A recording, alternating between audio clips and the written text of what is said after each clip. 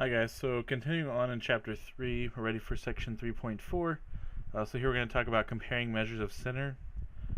So some key points are symmetric distributions, so mean and standard deviation, right? So recall from the last couple of sections that when we have a symmetric distribution, we look at the mean and the standard deviation, right? But with skewed distributions, we look at the median and the IQR, the interquartile range. Then also we're going to explore how to compare measures. Right. So then the next slide. So recall, right? We've been talking about three characteristics that we look at with numerical data or quantitative data, and those are shape, center, and spread. Right.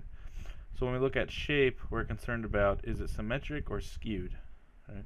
Or another way to say skewed would be asymmetric, right? Meaning not symmetric. And then center, do we want to use the mean or the median, right? To talk about the center. And then the spread, to be able to measure spread, do we want to use standard deviation or the IQR, the interquartile range, right? So remember that the mean and standard deviation go together, right? And the median and the IQR go together, right? Those are very related.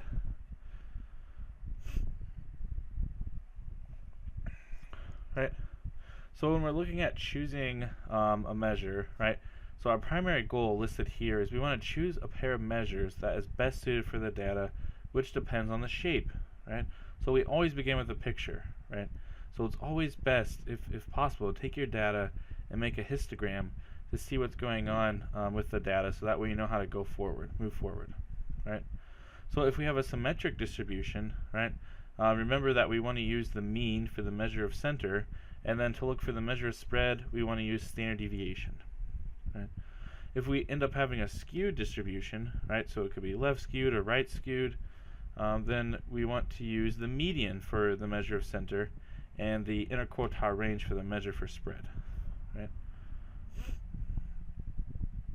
So here's an example of choosing a measure. So this was also listed in the text, right? So one of the authors created a data set of the songs on his MP3 player, and he wants to describe the distribution of song lengths.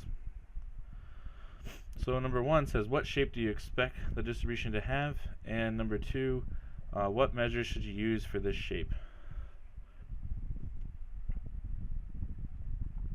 Right. So number 1, looking at the shape, if you think about this a little bit, no song could be shorter than 0 seconds, right? That doesn't make sense. Also, most songs on the radio are about 4 minutes long, and a few songs are extremely long, right? So some classical tracks, like I know I have some music that's like 20 minutes long, one song. So that's quite possible, right? But there's not a lot of that kind of music, right? Usually, most songs are about 4 minutes long, right? So this distribution, if we thought about this a little bit, we would probably assume that it's right skewed. Right, so let me grab my pen.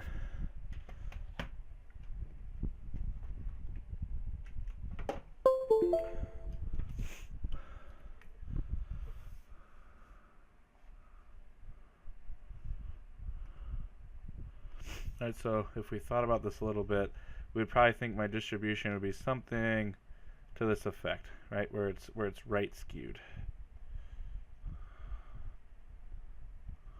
Right? And there's a good picture of a histogram in the text in this section, right, when we're talking about this. So the measures that we'd want to use, since we have skewness, is we'd want to use the median and the IQR, right? So these are going to go with skewness. Right, and if you think about this a little bit, it makes sense to use the median and IQR when we have skewness, because when we have skewness, it means we have some outliers, right? And remember, outliers are essentially just some values that look to be out of the ordinary, right? They're either really big or really small when compared to the rest of the data, right? So like, for example, if you look on page, let's see, where was this? on page 108, right, you'll see that there's a green box that says looking back, and it says outliers. So it says recall from chapter 2 that an outlier is an extremely large or small observation relative to the bulk of the data, right? So when we have skewness, that's because we have some outliers, right? My distribution is being skewed. So like these really long classical songs that are 20 minutes long are skewing our data, right? That doesn't fit in with our center. So the median isn't as affected, or is barely affected by extreme outliers, right? So you'll see in a couple of slides what we call this.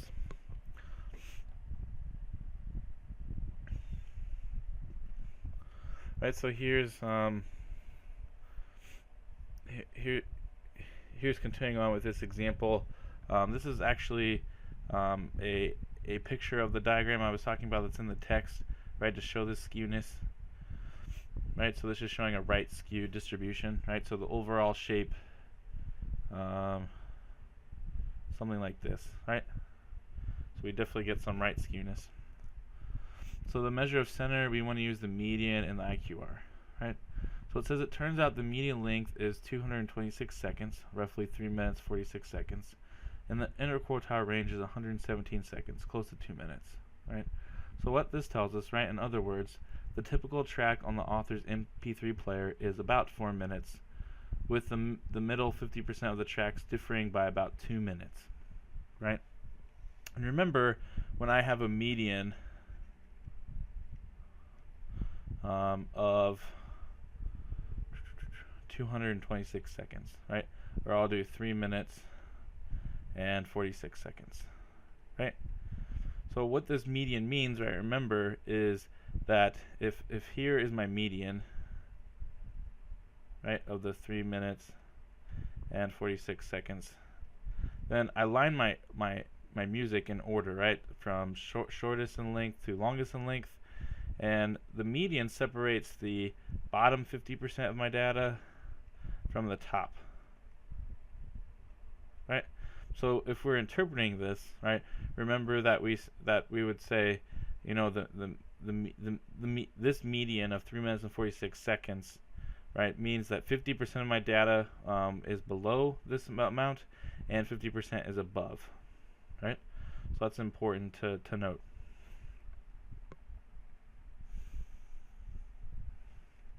So then here, this next slide, mean versus median, right? So some things to keep in mind is skewed data and outliers affect the mean, and also would affect the standard deviation, right? Because the standard deviation is based off the mean. And then the median and IQR are what we call resistant to, or are not affected greatly by skewed data and outliers, right?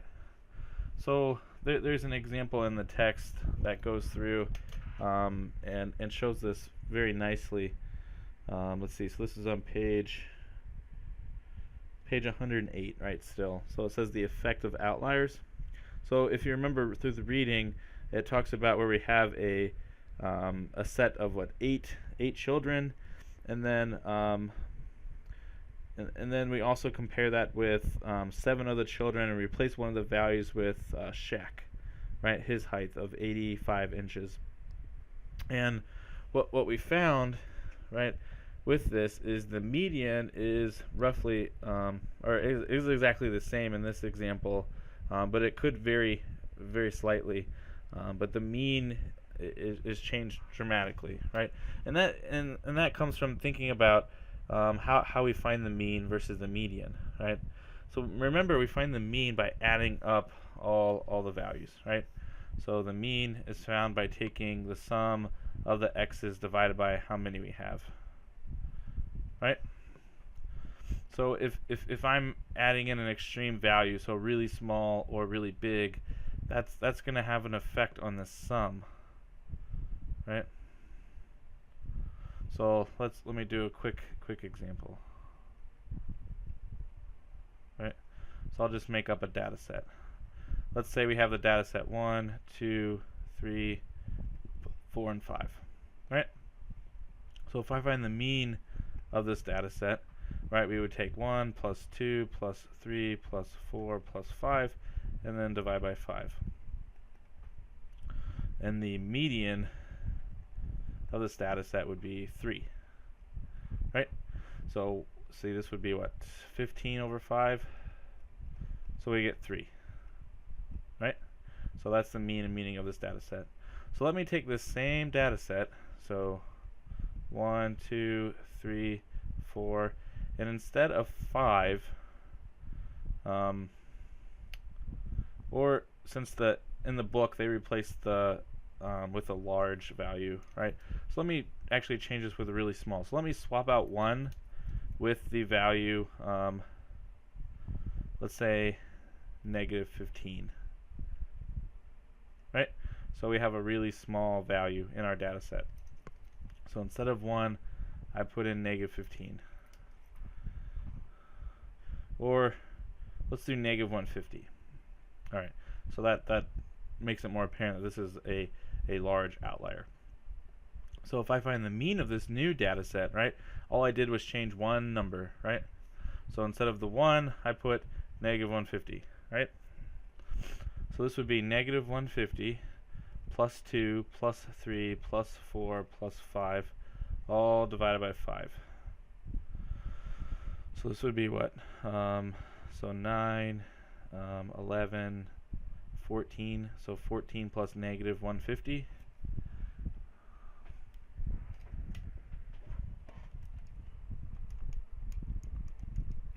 So that should be negative 136 divided by 5.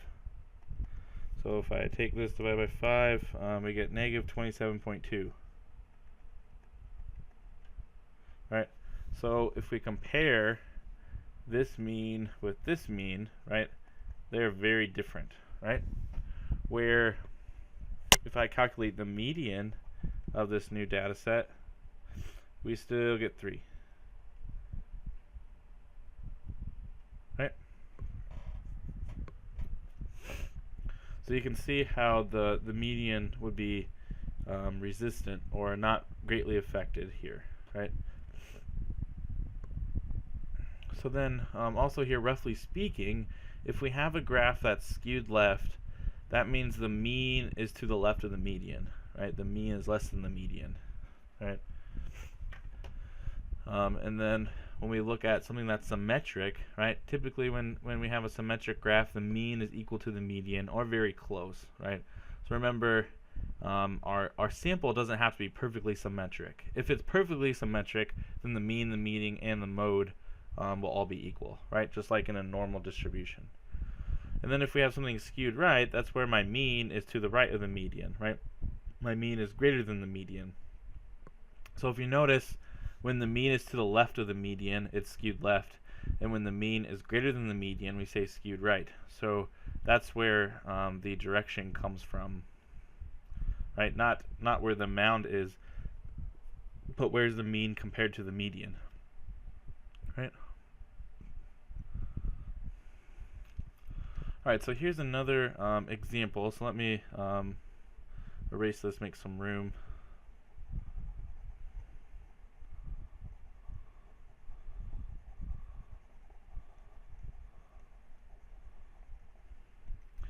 So this is the mean versus the median example, right? So this is a very small fast food restaurant, has 5 employees, all of whom work full-time for $7 per hour. Each employee's annual income is about $16,000 per year. The owner, on the other hand, makes $100,000 per year. Find both the mean and the median. Which would you use to represent the typical income at this business, the mean or the median? Which value is smaller? Right. So if we look at the next slide, we have a dot plot here of this. So we're listed, the median is $16,000, but the mean is $30,000, right? So in this case, we have a distribution that is skewed, right? So we'd have something that looks more like this, right? Something that is skewed. And notice my mean is to the right of the median, right? So we say this is right skewed, right? Or I remember this part where the small amount of bars are, we call this the tail. So whatever side the tail's on, that tells you what skewness it is, right? So that way you can help remember right or left skewed. Or I know some people that remember where the mound is, just the opposite, right? So if the mound is on the left, then it's right skewed. If the mound is on the right, then it's left skewed, right? Either way. But we do know that the mean is greater than the median, right? Since it's skewed right, as you can see here. So what you'd want to think about is, both of these values can measure the center, but which one does a better job, right? Well, this does a better job, right? This gives you a better picture of what kind of salaries that people are making at this fast food business, right? Where this is more of a skewed value, right? It's not incorrect, but it's misleading, right? So those are things that you have to keep in mind. So if the owner was trying to attract more people to work at his business, or maybe make himself look good, he might say, well, the mean is $30,000. Where if the workers were trying to get a raise, right, this would be a better number for them to use, right? Because that gives a more accurate picture. So you have to keep that in mind, that sometimes when people report a typical value, so a mean or a median, for example, they may use the value that's more convenient for them, right? So it's more telling to see the actual data, see a histogram. If we know the mean, it's more telling to know the standard deviation. Also, if we know the median, it's better to know the IQR than a quartile range. Or I wouldn't mind seeing the whole 5-number summary with a box plot, right? And we're gonna look at how to make a box plot in the next section, which is just a visual representation of the 5-number summary. Right. So then here, when we compared two distributions, right, what you always want to use the same measures of center and spread for both distributions, right? Otherwise, the comparison is not valid. So we want to, if we have two distributions, we want to use the median and IQR, for both distributions, or use the mean and the standard deviation, right? So we want to be consistent when we're comparing. And so this is another fact, right? So remember, when we have skewness, we're going to use the median and the IQR, right? So if we think about this, what happens if only one is skewed, right? So maybe we want to compare two distributions, and one is a symmetric distribution, right? So it looks like a bell shape, and maybe one is more left skewed, right? So we know with this distribution, we would want to use the mean and the standard deviation, and with this distribution, since it's skewed, right, and that, let me make this look more extreme, right? Since it's left skewed, we'd want to use the median and the IQR, right? But we can't exactly compare these two using different values, right? So it doesn't make sense for us to compare a mean to a median or standard deviation to the IQR, right? But another fact that we looked at before is if we have a symmetrical distribution, the mean is equal to the median, or it's really close, right? Really approximate if you have a symmetrical distribution. So that's why we go ahead and just use the median for both, right? Because using the median isn't too far off the mean for symmetrical, so it's okay to use the median then. Where if we use the mean in a skewed distribution, that can really throw things off, right? So if one is skewed, use the median in the interquartile range. Right, so here's an example where we're comparing distributions of running times for amateur and Olympic marathon runners. So we're given two histograms. On the left, these are for the amateur marathon runners, and on the right for Olympic marathon runners, right? So again, the first thing we want to look at is the shape, their overall shape, and both of these are skewed to the right, right? So immediately you should be thinking we need the median and the interquartile range, right? So if we note the shapes, right, the Olympic runners is right skewed, use the median, and the amateur runners says it's fairly symmetric, right?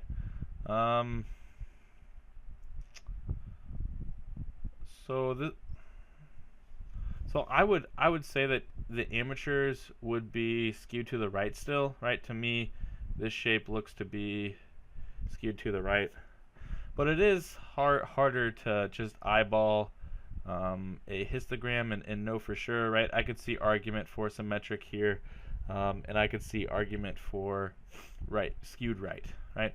But definitely, like saying something like skewed left or uniform doesn't really make sense for this distribution, right? So sometimes it might be borderline one or the other, right? And to know for sure if something is symmetric, we can do some statistical tests that we probably won't get into, but we can do a test to see if our sample appears to have come from a normal distribution, for example, right? So we can do some inferential statistics to determine that, right? But right now we're focusing on descriptive statistics, right? Which is where you would start in any research study, right? We always start talking about descriptives of what's going on, and then you can move into more your design of your study, more inferential statistics, right? So I would buy that it's fairly symmetric, right? But it doesn't matter, right? Because if this is fairly symmetric or right skewed, we're still going to use the median in the interquartile range either way, right? Because if we're just comparing these two different distributions. So the answer here, right, says the typical woman Olympic runner finishes the marathon considerably faster, a median time of 154.8 minutes, about 2.6 hours, compared to 240 minutes, about 4 hours for the amateur athlete, right? So now that we have the medians, right, we can begin to compare these two distributions. All right. So that's all I have for this section. So there's only 8 problems in the back of the book for this section, and I actually assigned all 8 of them in your homework, right? So make sure you're reading through the homework and making notes along the way. Don't just fly through those multiple choice. You want to make sure you're learning through those problems and seeing the connections, right, from the text and then the questions. All right. Well, talk to you guys. I'll see you guys in the next video.